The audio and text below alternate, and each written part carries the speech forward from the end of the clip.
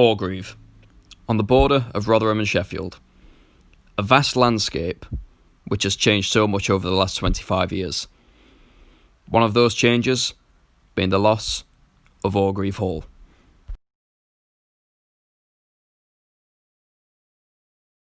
Built in 1684, Orgreave Hall was a large, three-storey country house located at the bottom of Orgreave Lane. It was surrounded by trees and a large stone wall, making it a very private place to live.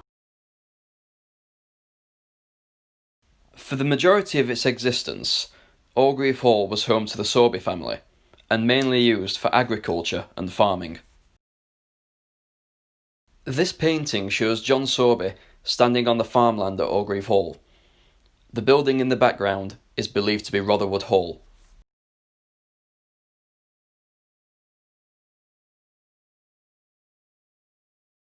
During the latter stages of the Industrial Revolution, the Sorby family decided to venture into what was to become one of the biggest industries in the UK, coal mining. They started work on the Doorhouse Colliery in 1820 within the grounds of Orgreave Hall, but in 1851 they started work on its successor. Orgreave was a huge success, lasting 130 years. It was part of a major coal boom in the area, with further pits at Fence, Treeton and Thurcroft. With industry growing, and the opening of the Orgreave Coke Works in 1920, you'd assume that the views over the rural Rother Valley would have been spoiled, but not according to this. Berthold Sorby emigrated to the US. He visited the UK and stayed at Orgreave Hall on March 27, 1944, and this is his letter home. It read, "I have visited both Orgreave Hall and Rotherwood over a weekend. You would have been delighted with them both. I expected to find merely the shells of the houses still standing, surrounded by derelict collieries. Imagine my surprise as I walked down Orgreave Lane and peered over the high stone wall to find the place in perfect order. The hall is built in the side of a long, gently sloping hill, which goes down into a broad, deep valley. Away in the distance, on the other side of the valley, is a very high, steep hill, on top of which stands the tall square tower of St Helen's Church, Treeton. It dominates the landscape. The valley was a beautiful sight in the bright Sunday morning sunlight. The only defect being the Rother Valley Colliery, which has an erector and other structures adjacent, and in the centre of the valley is a huge unsightly pile of mining refuse. However, Orgreave, surrounded by its huge stone wall, stands apart, and once within its walls, everything is as it has always been these last 250 years. Whilst all of this letter is interesting, it's the last sentence that really holds significance, and even I was shocked by its revelations. Ask your mother if she was ever told much of the history of the houses. There is supposed to be many stories of Robin Hood connected with the place. There is a tunnel leading from the basement of Orgreave Hall towards the church, and of course, everyone says that it connects with it. A nice story if true. This claim is backed up by a former resident of Orgreave Hall in the 1950s. It says, "The underground passage in the cellar of Orgreave Hall had a freshwater well in it, and when we moved there in 1950, the tunnel had been bricked up a few feet in.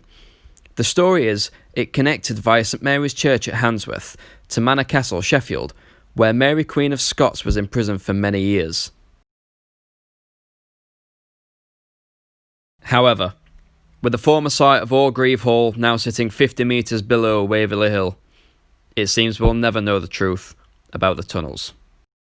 This video has proudly been sponsored by J Homes Plumbing and Heating, covering all aspects of design, installation, maintenance and repair. Based in Sheffield, you receive the best quality service from professional and accredited engineers.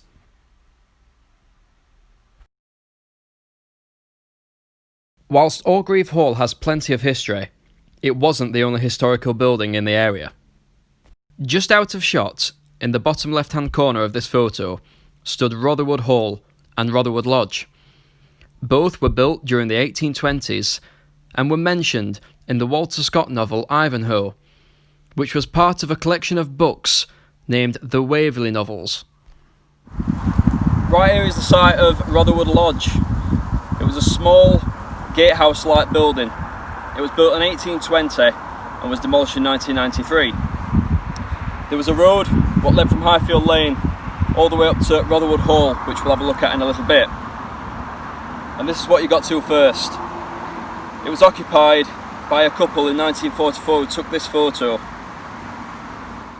This photo shows Dick and Fay Bryan outside Rutherwood Lodge. They lived there whilst Dick was a gardener in the grounds of Rutherwood Hall. And this is where Rutherwood Hall used to stand. Again built in the 1820s and demolished in 1993 to make way for the open casting and clearing of the Orgreave site. Much like Orgreave Hall, Rutherwood was very peaceful, set back from the road and surrounded by trees and greenery. In 1976, Orgreave Hall was converted into the Rutherwood Sports and Social Club, which is very fondly remembered by locals for its annual bonfire night celebrations and its meetups for car enthusiasts. However, this was to be Orgreave Hall's final chapter. When the Rutherwood Social Club closed in the early 1990s, the club was abandoned. It suffered serious vandalism and even a fire, and in 1993 it was announced that the hall was to be demolished. Despite the best efforts of locals to save this historic building, it finally met its demise in 1995, falling into the black hole that was to become the Orgreave Opencast. The reason behind the hall's demolition was that after 170 years of heavy industry, the area around Orgreave had to be cleaned in such a way that everything had to go. Not even the River Rother could escape. Nearly a mile stretch of this river had to be rerouted as part of the reclamation of the Orgreave site. Because Orgreave Hall was so historic and also a listed building, parts of the hall were meant to be used on future developments in and around Rotherham. A small part of stone was used on the Moorgate Crofts in Rotherham Centre. But where did the rest end up? Well, my mission to find out led me to a man called Keith at Treeton Cricket Club. I'm here at Treeton Cricket Club, and the clock tower behind me is the remaining parts of Orgreave Hall. It was built by a man called Keith in 2014. In 1995, when the hall was being demolished, he managed to salvage what he could, and we're off to meet him now. Keith is a former miner and current groundsman at Treeton Cricket Club. I've brought an actual piece of Orgreave Hall with me, so he can tell me what's so special about the stone itself. The connection between me and the cricket club with the Orgreave Hall was as much as that as a kid I used to know Orgreave Hall, used to pass it quite often, knew of its existence, and then of course not long after we started open casting Orgreave, and it was demolished and disappeared.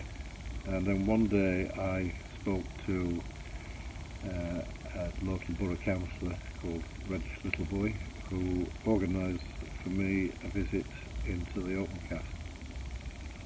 So off I went down and had a look round, saw all the old workings and such like, and then asked the question about Orgreave Hall, and I got the answer that there it is, a pile of stone, tucked away, looked really forlorn and not very happy. So I went away thinking I could make something of that, because it appears that nothing's going to happen to it. So I did a bit of investigation, found out that Rotherham Borough Council were actually picking over it and using it for some regeneration in the city, in the town centre, and that Orgreave Parish Council didn't seem to be particularly interested in making anything out of it. So I had a look round. There was quite a bit of old timber inside these steel containers and the date stone, along with a pile of stone. So I thought I could do something with that, and then agreed with the manager of the open cast to transport it to Treeton Cricket Club. And there it sat for about 5 years, while I got planning permission and ideas and such like to do something with it. And we eventually made a clock tower out of it, which is to this day working with 4 clock faces. It's got a roof on it that is the design from Chesterfield Cricket Club, believe it or not. I went all the way to Chesterfield to find a design that suited the clock tower, and that was finished in 2014. What we'd done, we'd dressed all the stone up, and I sold some of it, but we have a small pile of it left. I intended putting the date stone in the clock tower. Unfortunately, it was that big that it wouldn't have suited it. So we've actually put it in our new garage on the front for all to see, 1684. So it's looking, although it might not be in Orgreave, it's looking at Orgreave, which is what it's been doing for many years. 1684 is a long time. And this thing was all going to be buried, so that was quite sad, so I'm quite pleased that we've made something out of it. Orgreave Hall's got a lot of history anyway, but the stone itself, what it's built out of, has its own history. Can you tell me something about that? Yeah, a little bit, I think.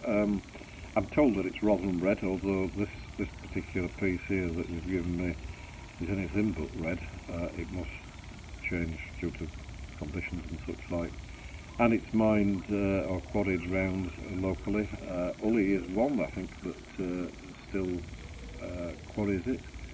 And it's much sought after. In fact, quite a lot of buildings in both this village street and in Rotherham, for example, are built out of rosin red. So yes, it's a building material that's been used in these parts for quite some time. If it wasn't for Keith saving the stone from the dark depths of Orgreave Opencast all those years ago, we wouldn't have this fantastic tribute to such a historical building. In fact, if it wasn't for Keith, we'd have probably lost one of the most important parts of Orgreave Hall, the date stone, which sat above the door proudly for 311 years. With the date stone and the clock tower sitting proudly at Treeton Cricket Club, overlooking its former home, what about the rest? Well, this is all that remains of the stone that Keith saved all those years ago. I've been working closely with Keith and Brendan Hall on a project to bring this stone back where it belongs. Hopefully, it will be used on a new development on the Waverley estate, bringing Orgreave Hall back where it belongs. Unfortunately, many other buildings have suffered the same fate as Orgreave Hall. Within a mile of Orgreave Hall were 3 buildings from around the same time period what are now gone. Ballafield Hall was demolished in 2003. Rutherwood Hall was demolished in 1993. And Door House was demolished in 1966. But unlike the other 3 buildings, Orgreave has a chance to be resurrected, has a chance to return to the site it sat upon for over 300 years, and a chance for future generations to be able to see Orgreave's history with their own eyes.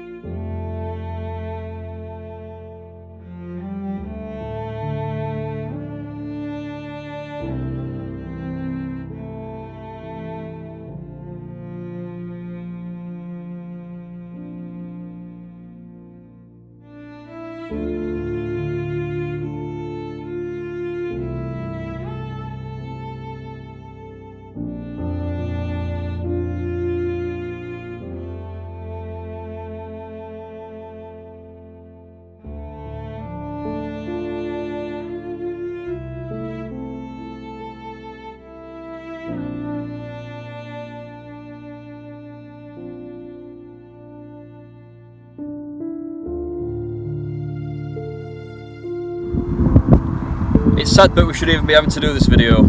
Orgreave Hall should be stood right here. It was a listed building. It should never have been knocked down. But, hopefully, the remaining parts of Orgreave Hall will be reused in a community park part of Waverley. But until then, we'll see what happens.